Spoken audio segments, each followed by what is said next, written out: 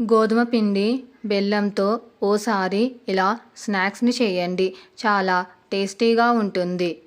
ముందుగా ఒక బౌల్లో 1 కప్ గోధుమ పిండి, సరిపడా ఉప్పు, 1 టేబుల్ స్పూన్ ఆయిల్ని వేసి వాటర్ని కొద్ది కొద్దిగా వేసుకుంటూ చపాతీ పిండిలా తడుపుకోవాలి. తడుపుకున్న పిండిని 10 మినిట్స్ రెస్ట్ ఇవ్వాలి.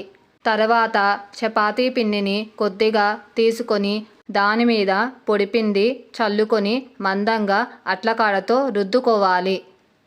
అనీవెన్గా ఉన్న పీసెస్ని నైఫ్తో కట్ చేసుకొని ఇలా స్క్వేర్ షేప్ వచ్చాక స్మాల్ పీసెస్గా కట్ చేసుకోవాలి.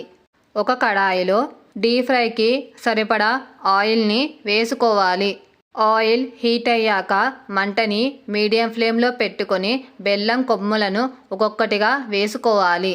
అవి లైట్ గోల్డెన్ బ్రౌన్ కలర్ వచ్చాక వేరే బౌల్లోకి ట్రాన్స్ఫర్ చేసుకోవాలి. ఒక బాలలో 1 కప్ బెల్లం, 1/2 కప్ వాటర్ని వేసి బెల్లాన్ని కరగనివ్వాలి. బెల్లం ఈ కన్సిస్టెన్సీ వచ్చాక 1 టేబుల్ స్పూన్ ఇలాచి, నెయ్యి ముదురు పాకంలో బెల్లం కొమ్ములను వేసి గరిటెతో కలుపుకోవాలి. అంతే, గోధుమ పిండితో బెల్లం కొమ్ములు రెడీ. మరిన్ని వీడియోస్ కోసం ఛానల్ని సబ్స్క్రైబ్ చేసుకోండి.